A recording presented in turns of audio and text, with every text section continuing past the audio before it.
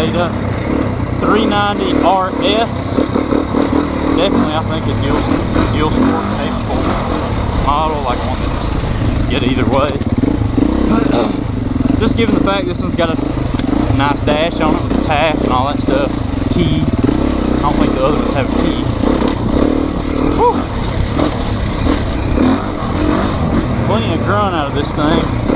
He's definitely probably a few pounds louder than the 480.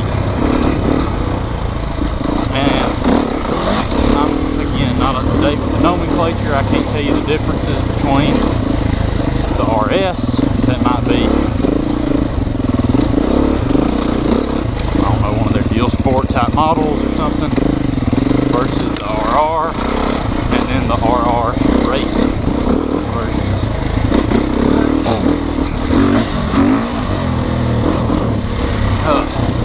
If you can't tell, I'm fast as anyone for the first 30 seconds. Slow down the pace. Fast fatigue sets in. I believe I said when I test rode the 2023 models that if I was going to get a 4-stroke, this would be it, the 390. And after just a couple minutes on it, I think that probably hasn't changed.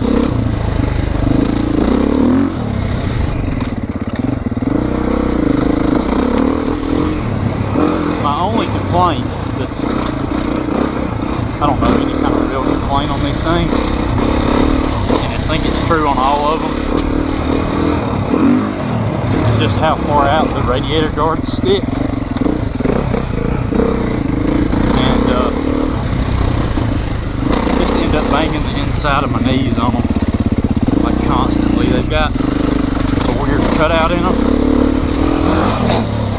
and at my size of 5'7", that cutout just finds my knee almost constantly. Sitting, standing, makes no difference.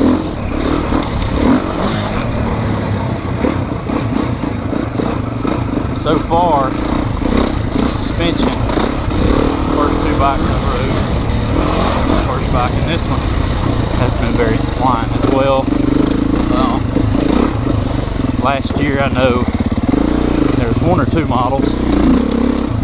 I think the X-Trainer actually, where the rear suspension was just had too much rebound for my weight of 170 gear on, and just every rock and rut and root I hit would just buck the back end super high. Wasn't a pleasant riding experience, but that's going to change for every rider.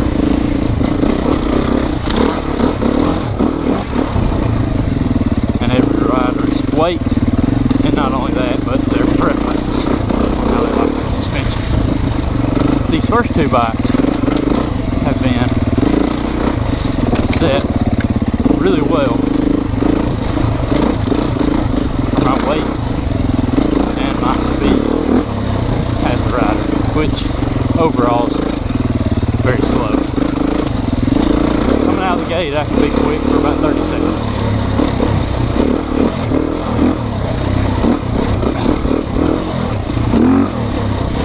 The power on this 390 is perfect. I also have it in rain mode, and I don't know that rain mode actually, I missed. No, I didn't. I don't know that rain mode actually like cuts down on the total amount of power you're allowed. I think it may just kind of tame the hit off the bottom end, especially on these 4-strokes. Because the first quarter throttle is just dead smooth, and the bike is not at all trying to get away from you. However, once you get past the quarter and up near half and wide open throttle, I mean, it feels like 40 horsepower to me. or more. But on this 390, you know, it feels like the same amount of power as a full-on 250 SX bike. As far as peak numbers are probably concerned. But then again, I'm no expert.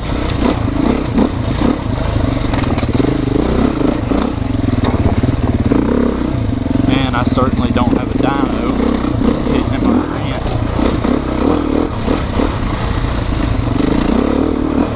But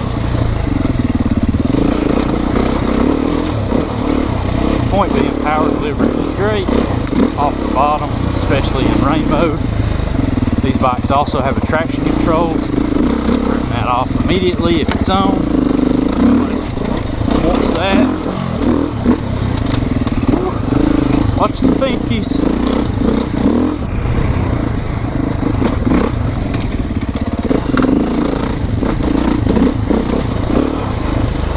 And these first two bikes are geared where the second gear is pretty much where I'm living at. You get down to the smaller two-stroke, like the 200, and third gear is probably going to be where that bike lives at on those trails for me. That's the way it was last year. I don't suspect nothing much has changed in that regard, but on all these big four-strokes, just second gear.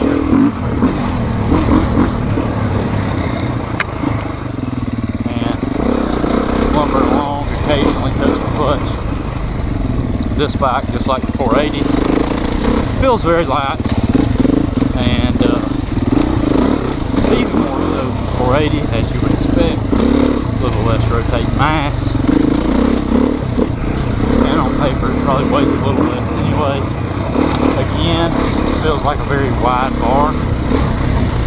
I don't really recall that from last year that much, so maybe all models have gotten a different bar or a wider bar or something. Not by a lot, maybe a ½ inch per side or something. But it's definitely something I noticed right away on both bikes that I don't recall from the 2023 model. But it's also been a year since I rode those, so I could be totally just misremembering.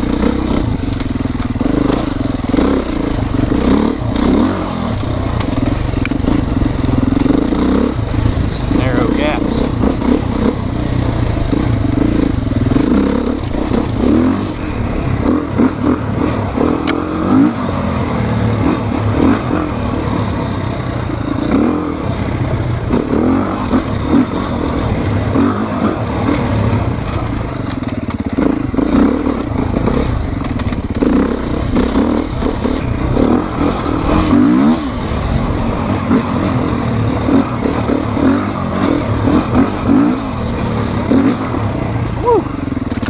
Rock about got me.